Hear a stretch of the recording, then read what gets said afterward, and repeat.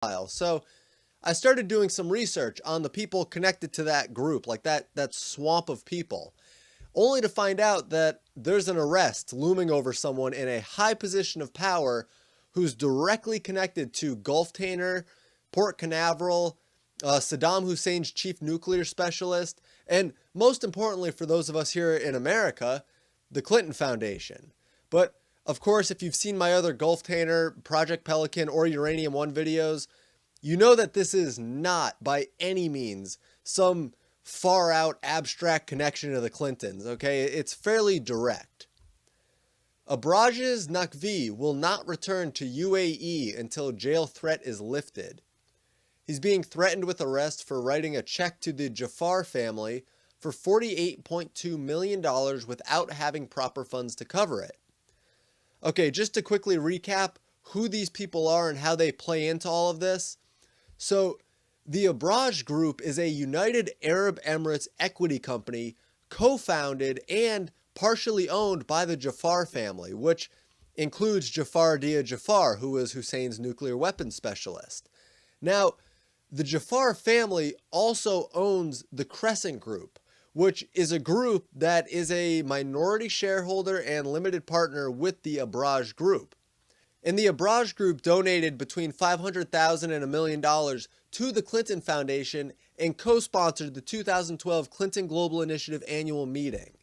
Now, the Jafar family was later awarded a 35-year container terminal lease at Port Canaveral, which is a national security hub. And they received this without any national security review, despite their connections to Hussein's weapons of mass destruction program. And on top of all of this, only weeks before co-sponsoring the 2012 Clinton Global Initiative annual meeting, the Abraaj Group received control over $150 million that the U.S. State Department put in their Middle East Investment Fund, and this was through the Overseas Private Investment Corporation.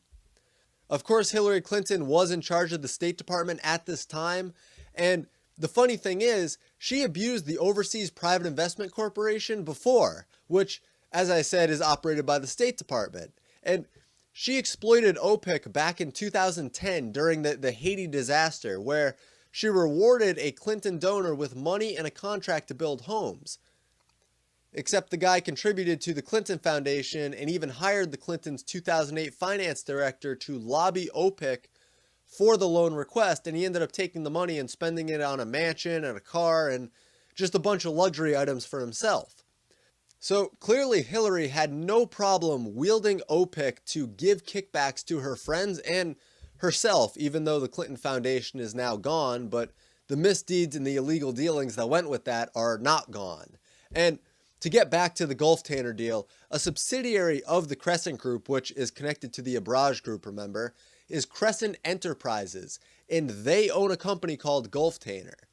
Well, the Abraaj Group's co-funding of the 2012 Clinton Global Initiative annual meeting coincides with initial attempts to gain a lease at Port Canaveral. And if that connection isn't clear enough, the CEO of Crescent Enterprises is Bader Jafar, who's a Gulftainer executive and on the Abraaj Group board of directors. And yes, this is a current picture. He's still there as I'm recording this video. Now, there is an elephant in the room with this whole arrest warrant and everything against Naqvi. And the question looming in people's minds is probably along the lines of, why is someone being arrested for bouncing a check? And that's a valid question. The British take the view that criminal use of bounced checks is a quirk of the UAE legal system. It is not evidence in itself of fraudulent activity. And the reason that Britain is important here is because Naqvi is expected to be there, seeing as he owns several properties in Britain. But regardless, there's an underlying importance to all of this.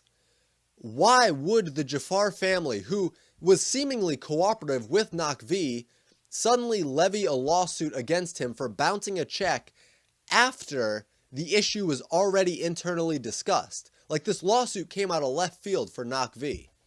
Well, for the answer to that, we need to look at what the check was for.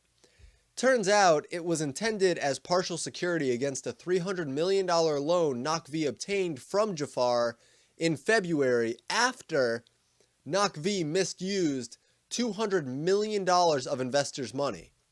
Now, the Jafar family says that the lawsuit is a negotiating tactic to get him to repay the loan, but it's never that simple, okay? When you have people so ensconced in corruption, it's never that cut and dry. If they saw Nakvi mishandle $200 million, why would they give him $300 million with the expectation that it'll all be paid back? That seems unreasonable from a monetary perspective, but from a power perspective, it's not that unreasonable. Being able to lord debt over somebody gives you power and leverage over them. And I wouldn't be shocked if the Jafar family was attempting to gain further control over the Abraaj group. And I say that because even Arab news is saying there's bemusement or confusion around why relations soured recently. And I truly think that it's just a power grab. And to give you an idea of how the Jafar family, specifically Bader Jafar, is connected to the US and Clinton cronies still to this day, Bader Jafar, along with two other UAE billionaires, have committed to give up at least half of their fortunes for charitable causes. Which charitable causes? Well, Giving Pledge, which is an initiative founded by Bill and Melinda Gates as well as Warren Buffett, all Clinton donors. And Warren Buffett is partnering with Jamie Dimon of JP Morgan Chase and Jeff Bezos of Amazon to create their own healthcare company, which is still set to happen. I reported on that a while ago, but that is still set to happen. And on top of this, in Dubai, which is in the UAE, Warren Buffett's commercial insurance unit is expanding into the Middle East as it seeks to win over new clients in the region.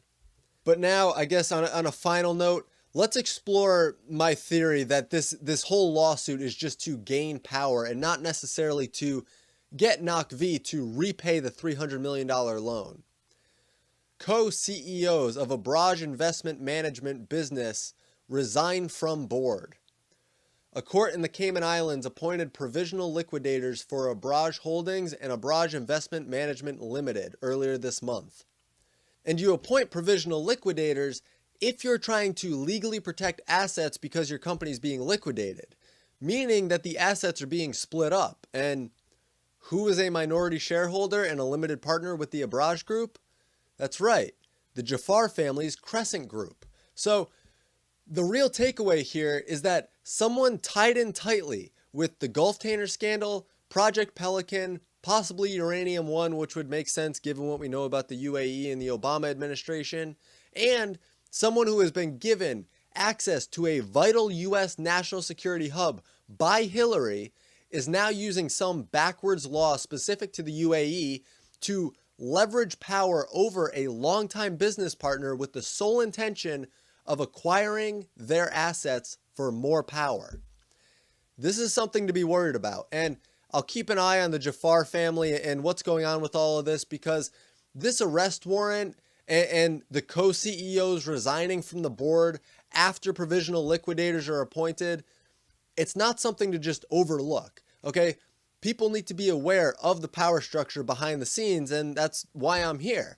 Let's expose these people.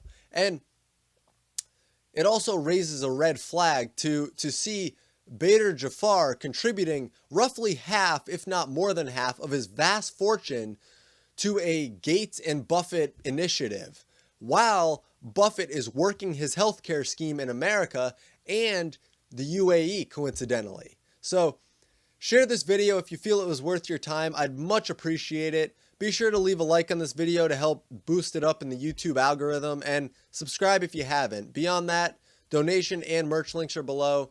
Thank you all so much for watching.